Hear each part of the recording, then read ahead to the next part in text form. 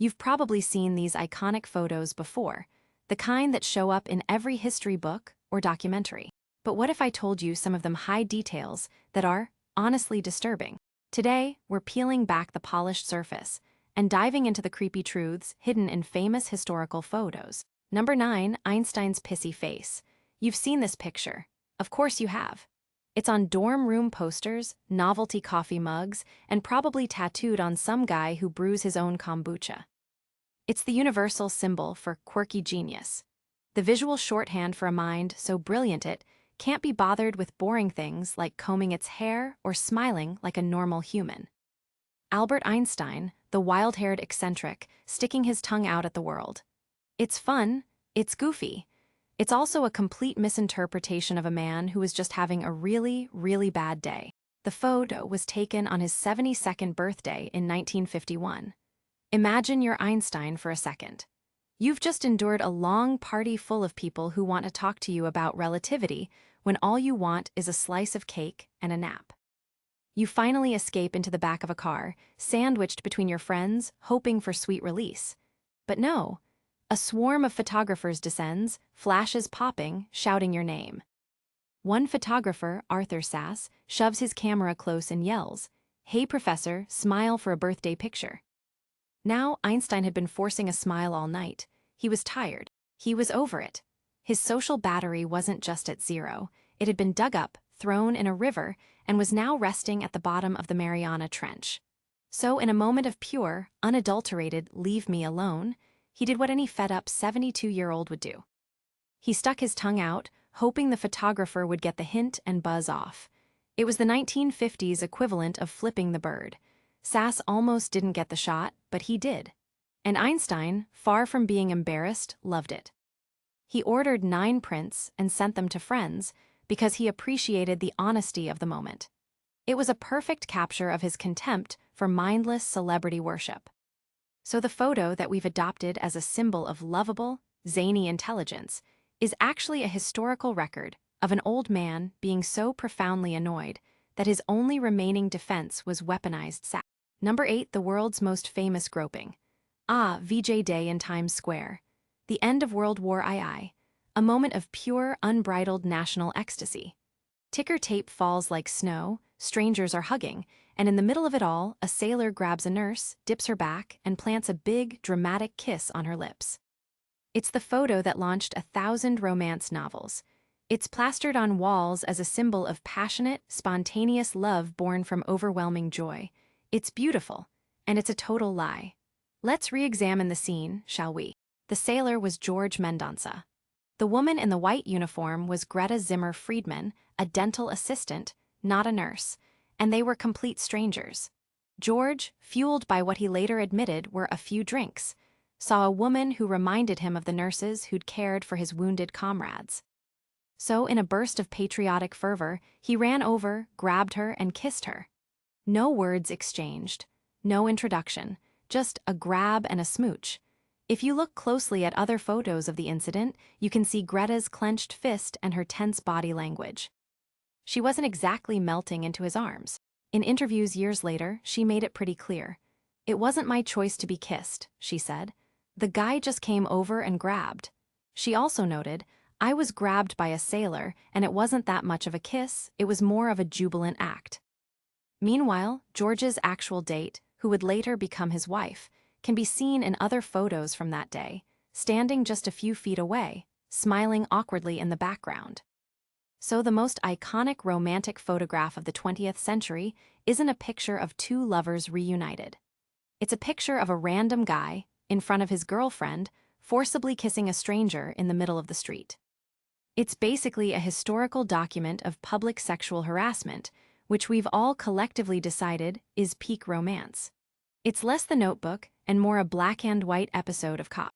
Number 7, history's most stressful ad campaign. Your palms are sweating just looking at it. 11 men, perched on a single steel girder, 850 feet above the uncaring concrete of Manhattan. Their feet dangle into the void. There are no harnesses, no safety nets, nothing but a flimsy lunchbox separating them from becoming a brief, horrifying story in the afternoon paper. We see it as a monument to blue-collar bravery, a candid snapshot of the daredevil spirit that built America.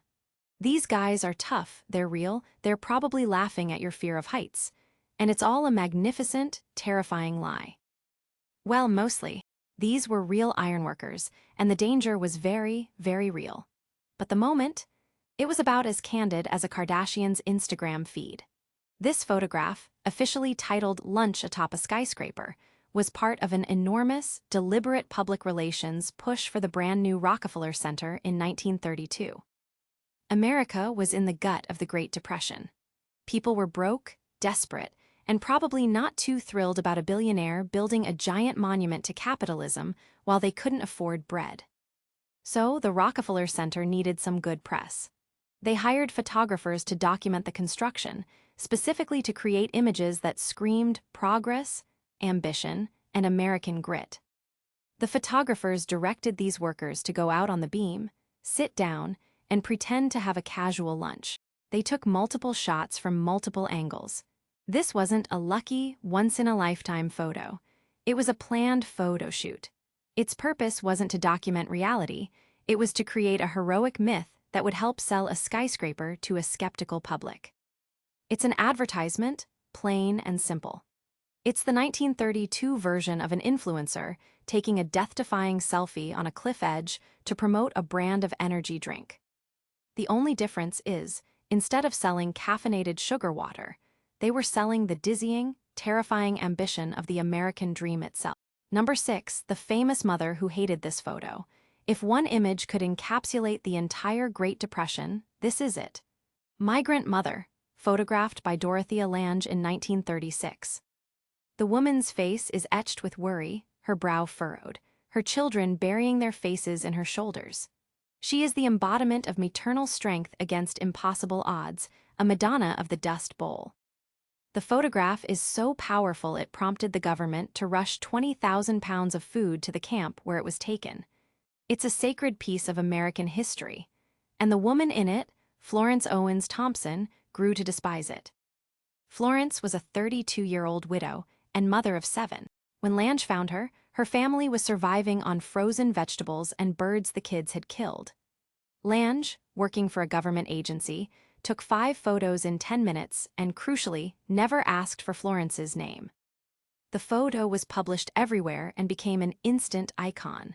Florence Owens Thompson, however, remained anonymous for decades. When she was finally identified in the 1970s, her story came out, and it wasn't one of symbolic pride. It was one of shame and exploitation.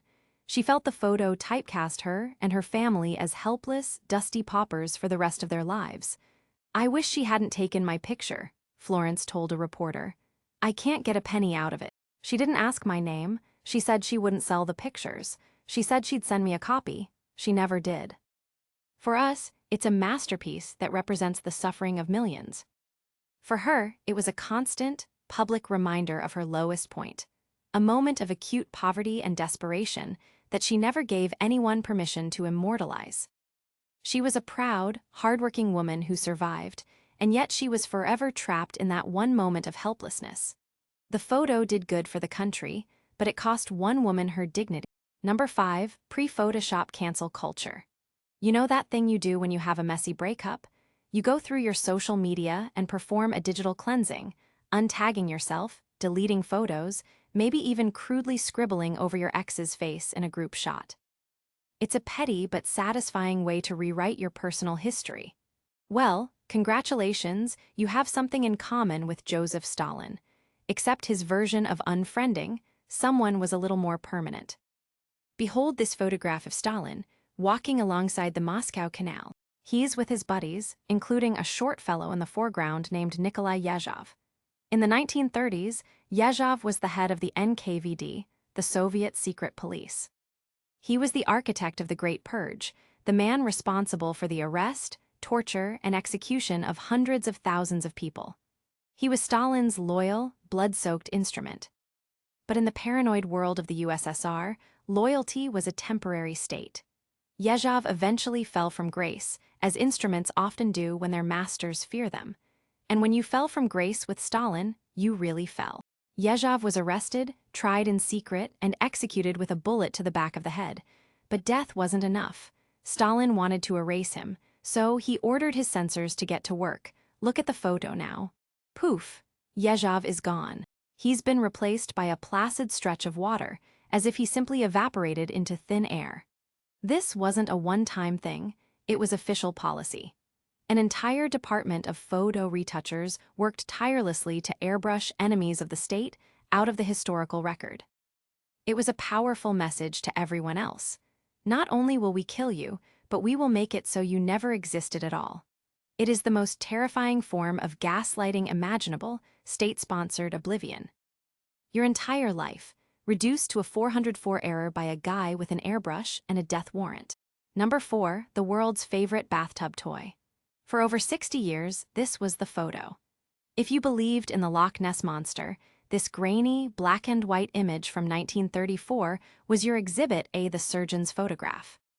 It was mysterious, it was eerie, and it was taken by a highly respected London doctor. It showed a creature with a long, slender neck and a small head gliding through the dark waters of the loch. It was the definitive proof that something ancient and unknown was lurking in the depths of Scotland.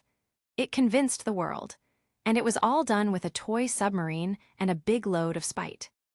The story behind this photo is infinitely more interesting than any sea monster myth.